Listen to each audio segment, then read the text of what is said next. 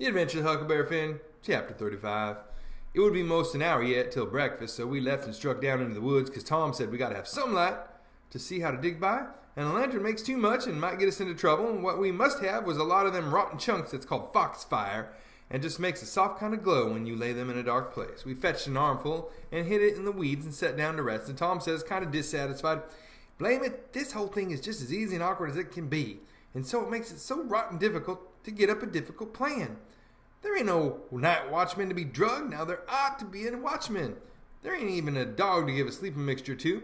And there's Jim chained by one leg with a 10-foot chain to the leg of his bed. Why, all you got to do is lift up the bedstead and flip off the chain. And Uncle Silas, he trusts everybody, sends the key to the pumpkin-headed nigger, and don't send nobody to watch the nigger. Jim could have got out of that window hole before this, only there wouldn't be no use trying to travel with a 10-foot chain on his leg. Why, drat it, Huck, it's the stupidest arrangement I ever see. You've got to invent all the difficulties. Well, we can't help it. We got to do the best we can with the materials we've got. Anyhow, there's one thing. There's more danger in getting him out through a lot of difficulties and dangers where there weren't one of them furnished to you by the people who it was their duty to furnish them, and you had to contrive them all out of your own head. Now look at just that one thing of the lantern. When you come down to the cold facts, we simply got to let on that a lantern's rescue. Why, we could work with the torchlight procession if we wanted to, I believe. Now, whilst I think of it, we got to hunt up something to make a saw out of the first chance we get. What do we want of a saw? What do we want of a saw? Ain't we got to saw the leg off Jim's bed so as to get the chain loose? Why, you just said a body could lift up the bedstead and slip the chain off.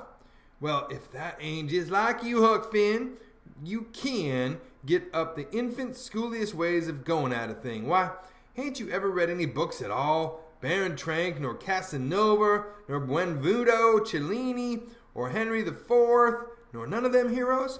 Who ever heard of getting a prisoner loose in such an old matey way as that? No!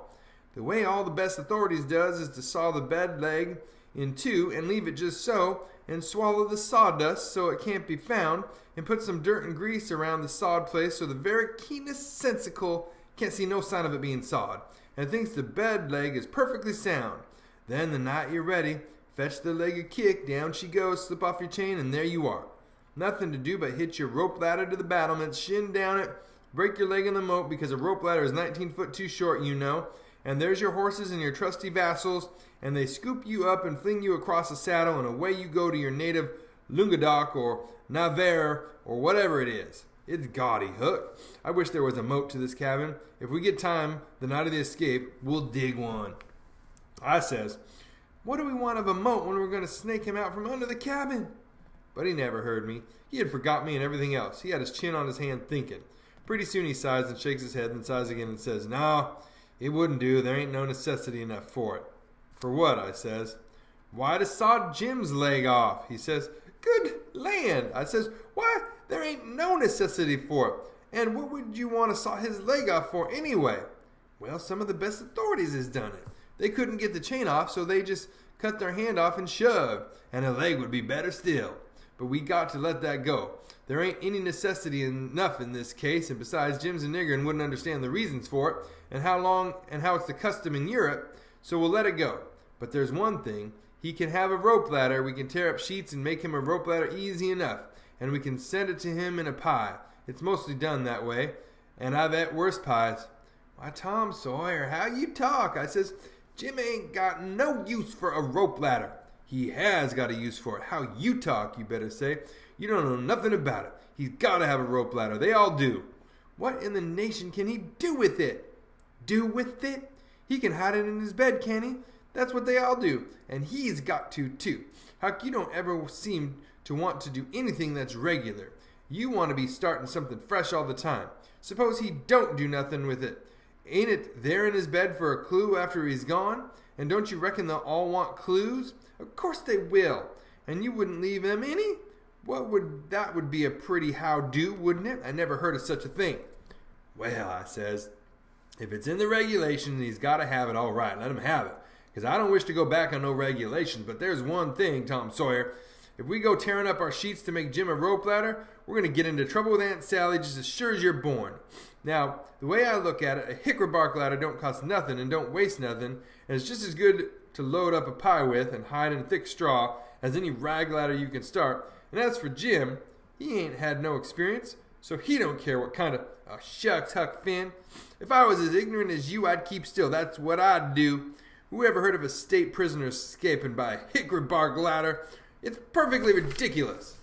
Well, all right, Tom, fix it your way. But if you'll take my advice, you'll let me borrow a sheet off the clothesline.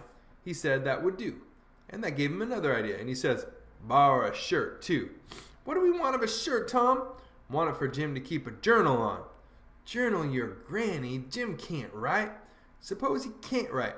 He can make marks on the shirt, can he? If we make him a pen out of an old pewter spoon or a piece of an old iron barrel hoop, why, Tom, we can pull a feather out of a goose and make him a better one, and quicker, too. Prisoners don't have geese running around the donjon to pull pins out of. You muggins. They always make their pins out of the hardest, toughest, troublesome pieces of old brass candlestick or something like that they can get their hands on, and it takes them weeks and weeks and months to file it out, too, because they've got to do it by rubbing it on the wall. They wouldn't use a goose quill if they had it. It ain't regular. Well, then, what'll we make him the ink out of? Minnie makes it out of iron rust and tears, but that's the common sort, and women, the best authorities uses their own blood. Jim can do that. And when he wants to send any little common ordinary mysterious message to let the world know where he's captivated, he can write it on the bottom of a tin plate with a fork and throw it out of the window. The Iron Mask always done that, and it's a blame good way, too. Jim ain't got no tin plates. They feed him in a pan. That ain't nothing. We can get him some. Can't nobody read his plates. That ain't got nothing to do with it, Huck Finn. All he's got to do is write on the plate and throw it out. You don't have to be able to read it. Why, half the time you can't read anything a prisoner writes on a tin plate or anywhere else. Well, then what's the sense in wasting the plates? Why, blame it all. It ain't the prisoner's plates. But it's somebody's plates, ain't it? Well, supposing it is. What does the prisoner care whose? He broke off there because we heard the breakfast horn blowing, so we cleared out for the house. Along during the morning, I borrowed a sheet and a white shirt off the clothesline, and I found an old sack and put them in it, and we went down and got the foxfire and put that in too. I called it borrowing because that was what Pap always called it. But Tom said it weren't borrowing, it was stealing.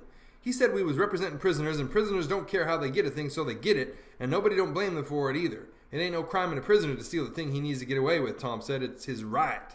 And so as long as we was representing the prisoner, we had a perfect right to steal anything on this place we had the least use for to get ourselves out of prison with. He said if we weren't prisoners, it would be a very different thing, and nobody but a mean, ornery person would steal when he weren't a prisoner. So we allowed we would steal everything there was that come handy. And yet he made a mighty fuss one day after that when I stole watermelon out of the nigger patch and eat it, and he made me go and give the niggers a dime without telling them what it was for. Tom said that was what he meant was we could steal anything we needed. Well, I says I needed that watermelon. But he said I didn't need it to get out of prison with, and that's where the difference was. He said if I'd have wanted to hide a knife in it and smuggle it to Jim to kill the sensical with, it would have been all right. So I let it go at that, though I couldn't see no advantage in my representing a prisoner if I got to sit down and chaw over a lot of gold leaf distinctions like that every time I see a chance to hog a watermelon. Well, as I was saying, we waited that morning until everybody was settled down to business and nobody inside around the yard. Then Tom, he carried the sack into the lean-to whilst I stood off a piece to keep watch. By and by, he come out, and we went and sat down on the woodpile to talk. He says, everything's all right now except tools, and that's easy fixed. Tools, I says. Yes. Tools for what? Why, to dig with. We ain't a-gonna gnaw 'em out, are we? Ain't them old crippled picks and things in there good enough to dig a nigger out with, I says. He turns on me looking pitying enough to make a body cry and says, Huck Finn, did you ever hear of a prisoner having picks and shovels and all the modern conveniences in his wardrobe to dig himself out with? Now, I want to ask you, if you got any reasonableness in you at all, what kind of a show would that give him to be a hero? Why, they might as well lend him the key and be done with it. Picks and shovels, why, they wouldn't furnish him to a king. Well, then, I says, if we don't want the picks and shovels, what do we want? A couple of case knives. To dig the foundations out from under that cabin with? Yes. Confound it, it's foolish, Tom. It don't make no difference how foolish it is. It's the right way. It's the regular way. And there ain't no other way. that I ever heard of, and I've read all the books that gives any information about these things. They always dig out with a case knife, and not through dirt, mind you. Generally, it's through solid rock, and it takes them weeks and weeks and weeks and forever and ever. Why, look at one of them prisoners in the bottom dungeon of the castle deep in the harbor of Marseilles that dug him out of that way. How long was he at it, you reckon? I don't know. Well, guess. I don't know, a month and a half. 37 year, and he come out in China. That's the kind. I wish the bottom of this fortress was solid rock. Jim don't know nobody in China. What's that got to do with it? Neither did that other fellow. But you're always wandering off on a side issue. Why can't you stick to the main point? All right. I don't care where he comes out, so he comes out. And Jim don't either, I reckon. But there's one thing anyway. Jim's too old to be dug out with a case knife. He won't last. Yes, he will last, too. You don't reckon it's going to take us 37 years to dig out through a dirt foundation, do you? How long will it take, Tom? Well, we can't risk it being as long as we ought to, because it mayn't take very long for Uncle Silas to hear from down there by New Orleans. He'll hear Jim ain't from there. Then his next move will be to advertise Jim or something like that. So we can't risk being as long digging him out as we ought to. By rights, I reckon we ought to be a couple of years, but we can't. Things being so uncertain, what I recommend is this, that we really dig into it as quick as we can, and after that, we can let on to ourselves that we was at it for 37 years. Then we can snatch him out and rush him away the first time there's an alarm. Yes, I reckon that'll be the best way. Now, there's sense in that, I says. Letting on don't cost nothing. Letting on ain't no trouble. And if it's any object, I don't mind letting on we was at it 150 year. It wouldn't strain me none after I got my hand in. So I'll lose money along now. I'll mosey along now and smooch a couple of case knives. Smooch 3, he says. We want one to make a saw out of. Tom, if it ain't unregular and irreligious to suggest it, I says, there's an old rusty saw blade around yonder sticking under the weatherboarding behind the smokehouse. He looked kind of weary and discouraged like and says, it ain't no use trying to learn you nothing, Huck. Run along and smooch the knives. 3 of them. So I done it.